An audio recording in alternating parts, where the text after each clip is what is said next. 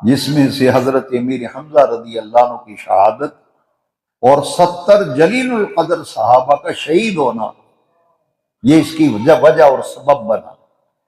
اس کا ذکر رب ذوالجلال نے سورہ آل عمران میں آیت نمبر 152 میں اس کا ذکر کیا ہے۔ وہ بات کیا تھی؟ 50 تیر انداز حضور نے درے پہ متعین کیے تھے، اور جب اللہ کریم نے مسلمانوں کو فتح عطا فرمائی بدر میں، کفار بھاگنے لگے، یہاں تک کہ ان کے ساتھ جو عورتیں آئی ہوئی تھیں وہ پہاڑ کے اوپر چڑھنے لگی، تو انہوں نے سمجھا کہ میدان جو ہے وہ ہاتھ آ گیا، فتح ہو گئی۔